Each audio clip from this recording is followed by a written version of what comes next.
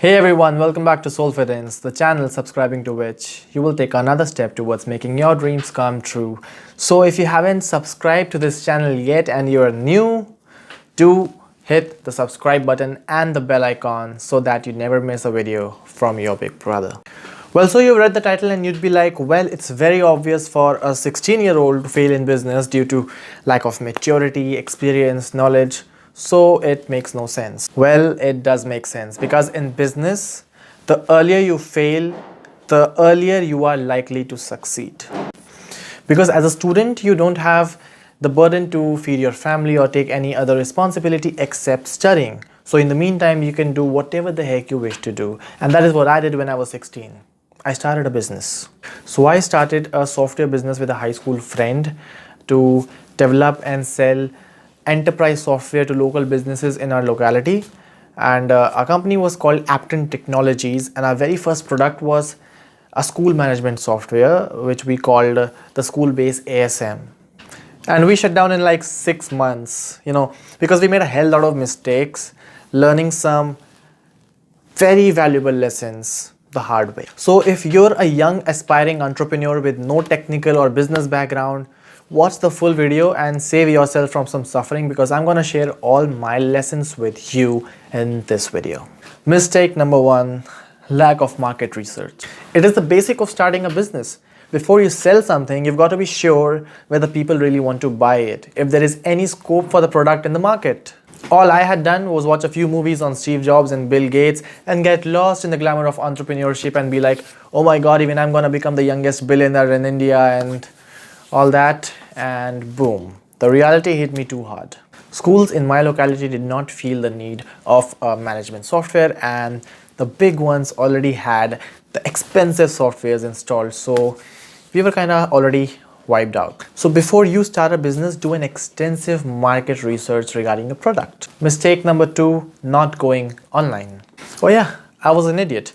It was 2014, I had a laptop and a Wi-Fi connection, and I was supposed to be taking the product online, but I didn't, all because I decided to listen to somebody else's advice over mine. A friend of mine who happened to be a software developer advised me to build a local software instead of a web-based ERP system because it went well with my locality and my funds. So I listened to him, and the result was a disaster.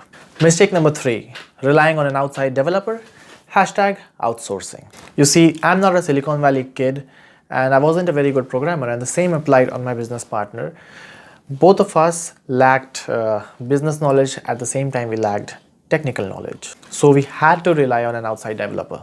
So obviously somebody else had to build the product for us. So we gave the project to another small software development company, and the result of the outsourcing project was bad, really terrible. The product lacked innovation and any extraordinary features and was very complicated to install. It wasn't even a software for me.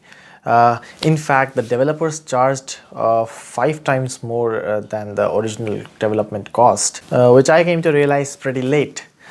You see, that means that the developers even kind of cheated and robbed the promoters. You see, this wasn't Silicon Valley, this wasn't Bangalore, this was Lucknow. There weren't many skilled developers, and if a 16-year-old would go to the developer and say, "Uncle, मुझे software बेचकर अंबानी से भी अमीर बनना है." So you see, don't be that naive, of course you will be fooled. So the lesson here is, don't rely too much on outsourcing. Know your product well, at least the basic technicalities, and build a trustworthy team. Don't be stupid. You've got to be shrewd and really good at negotiation. Dude, this is business. You've got to be very sharp, headstrong, decisive, and very confident. Mistake number 4, poor marketing. We knew the project wasn't good enough, and yet we had to sell it and make money out of it anyhow so that we could make profits or at least cover up our investment, reach break even. And you see, here's a truth about selling. If the seller doesn't believe in his product, he can never sell it. So yeah, we had a hard time trying to sell the product. I would bunk school, visit potential schools, make sales pitches, and would often fail terribly because those pitches were extremely challenging and I was extremely inexperienced and had no idea what I was gonna face. Over the months, we did manage to sell a few products. We were able to get a few clients, but not enough to break even. In fact, some sales pitches and other experiences related to that business still kind of make me emotional, because I was like 16 years old, bunking school to go sell the product, and was failing terribly, feeling like I was disappointing my family, and at the same time I was losing grades in school heavily. So my dear would-be entrepreneur, the lesson here is being a very well-groomed salesperson, being very confident, knowing exactly what you're selling and not acting too desperate to sell. Also, you need to know exactly what marketing methods and distribution channel will suit your product. We didn't have a big team, bootstrapped and outsourced everything, and just jumped in the middle of the sea without knowing how to swim. But well, that's what an entrepreneur is. But again, you need to be a little realistic here and take calculated risks. You need to exactly know what you're doing. You need to have knowledge about that. Entrepreneurship looks very glamorous from above, but ultimately, deep inside it, if you don't know what you're doing, how you're gonna do it, it won't work. It's again what I said, like you are in the middle of the sea and you don't know how to swim. You'll drown. That's what happens to a lot of young entrepreneurs when they just jump right into the market. Again, there is this line I read that entrepreneur is someone who jumps from the hill and builds a plane on the way down. Well, this sounds very adventurous. This again sounds very glamorous, but that's not exactly what it is in the practical world. It's not exactly what it is in the real world. Of course, it is very nice if you're taking action right away and not just dreaming. But again, having a strong base, not exactly a base of being born to a rich family, not exactly a base of having networks with venture capitalists, not exactly the base of having a degree from Harvard, Stanford, or even IIM or IIT. What really matters is you exactly having the basic knowledge of what you are doing, what you are exactly going to do, your small baby steps. If you are sure about that, you can figure out everything else. If you are really planning to hop in onto this journey of entrepreneurship, knowledge is the key. And despite that being the greatest failure of my life, I'm still very grateful for the fact that it happened.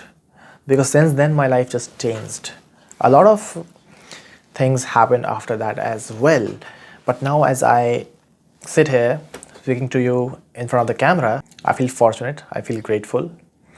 And of course, I feel way more successful than I was years ago. So it's all worth it. As I said in the beginning of the video, the earlier you fail in business, the earlier you are likely to succeed. I hope you liked this video. It proved helpful to you. Of course, it sounded a little cliche. I talked about the most basic mistakes, but and it was because most entrepreneurs aren't MBAs. Some of them are even engineers, and a lot of the entrepreneurs, mostly from schools and colleges, just want to be those dropout millionaires because it sounds glamorous. But being realistic is equally important, and that was the purpose of the video, to actually tell you the truth, to tell you the reality of what it is like, starting something like this and really getting into the market. If you lack technical and business knowledge, at least the basic ones, and you are only lost in the glamour of entrepreneurship. So if you can really digest it, welcome to the tribe and all the best for your future. So I'll see you in the next video.